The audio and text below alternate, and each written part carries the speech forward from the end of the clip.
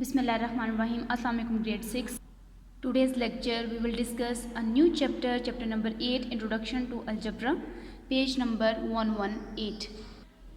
Page number 119, underline the definition of statement. A sentence that is either true or false is known as a statement. बेटा एक sentence जो आपके पास या तो true ठीक हो और फॉल्स या गलत हो तो आप उसको सिंपली स्टेटमेंट कहते हैं. Page number 120. Underline the definition of open statement. In an open statement, it is not immediately known whether the statement is true or false because not all the information is available. बेटा open statement एक ऐसी statement है जो आपके पास ना ठीक होती है ना गलत होती है, बस आपके पास not all information is available, आपके पास सारी इन्फॉर्मेशन अवेलेबल नहीं होती. देखिए जिस तरह से आपके पास 3 प्लस स्क्वायर है इज इक्वल्स टू 7, ये ब्लैंक है आपके पास, आपको नहीं पता 3 में आप कौन सा नंबर ऐड करें तो आपके पास 7 आ जाए, तो ये एक ओपन स्टेटमेंट है. Underline the definition of variable. A variable is a symbol that represents a quantity. ये कि quantity को represent करता है variable, the value of which is not known. ये एक ऐसी value जो आपको नहीं मालूम होती. ठीक है, ये देखें जैसा 7 + x = 12, इसमें x एक variable है, इसमें y एक वेरिएबल है और ये लास्ट देखें इसमें z एक वेरिएबल है. ठीक है, इसकी वैल्यू आपको नोन नहीं होती. Page number 121. Underline the definition of constant. A term that has a fixed value. Constant इटा एक ऐसी टर्म है जिसकी फिक्स्ड वैल्यू होती है and appear separately from a variable, और ये वेरिएबल के साथ अपीयर नहीं होती बल्कि इसको सेपरेट लिखा जाता है. ठीक है, a term that has a fixed value. Constant की बेटा फिक्स्ड वैल्यू होती है और इसको वेरिएबल के साथ नहीं लिखा जाता. नेक्स्ट बेटा आपके पास है अलजेब्राइक एक्सप्रेशंस.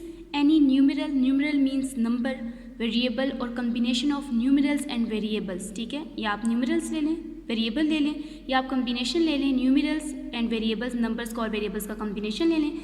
कनेक्टेड बाय 1 और मोर साइंस ऑफ फंडामेंटल ऑपरेशंस. बेटा इसको कनेक्ट किया जाता है, ये साइंस यूज़ किए जाते हैं. ठीक है, प्लस माइनस मल्टीप्लाई और डिवीजन के साइन यूज़ किए जाते हैं, उनको कनेक्ट किया जाता है, is known as an algebraic expressions. ठीक है, अलजेब्राइक एक्सप्रेशंस में आप न्यूमरल्स यूज़ करते हैं, नंबर्स, वेरिएबल्स यूज़ करते हैं और ये फंडामेंटल ऑपरेशंस यूज़ करते हैं. ठीक है, तो ये आपके पास अलजेब्राइक एक्सप्रेशन बन जाता है. नेक्स्ट आपके पास है टर्म्स. द नंबर्स और letters separated by operators in an algebraic expressions are called terms. बेटा देखें ये आपके पास एक अलजेब्राइक एक्सप्रेशन है 2a - 3b². इसमें जो टर्म्स यूज़ हुई हैं, फर्स्ट टर्म आपके पास है 2a और सेकंड टर्म आपके पास है -3b². देखें 2a - 3b² are the terms. Next बेटा अंडरलाइन करें कोएफिशिएंट की डेफिनेशन. द सिंबल और number appearing before the variable, ये वो नंबर्स है जो वेरिएबल से बिफोर यानी पहले अपीयर होते हैं, used in algebraic terms is called its coefficient. ठीक है, ये देखें 2xy, xy से पहले जो नंबर यूज़ हुआ है 2 is the coefficient of xy. ठीक है, इसी तरह से देखें -7abc, वेरिएबल से पहले जो भी नंबर यूज़ होता है बेटा वो आपके पास कोएफिशिएंट होता है. पेज नंबर 122 है. आपको सिंपली कॉन्सेप्ट देना है लाइक टर्म्स का और अनलाइक टर्म्स का. बेटा देखिए जैसे आपके पास टर्म्स हैं 2a, 5a, -4a, इन तीनों टर्म्स में सेम वेरिएबल यूज़ हो रहा है दैट इज़ a, तो ये आपके पास लाइक टर्म्स हैं because they all have the same variable that is a.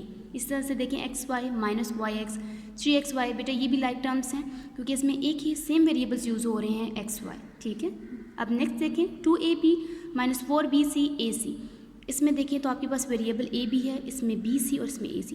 तीनों टर्म्स में अगर आप देखें टर्म्स में तो ये वेरिएबल्स डिफरेंट हैं. ठीक है, तो ये आपके पास अनलाइक टर्म्स हैं because they have different variables. ठीक है, तो लाइक टर्म्स में सेम वेरिएबल यूज़ होते हैं और अनलाइक टर्म्स में डिफरेंट वेरिएबल्स यूज़ होते हैं.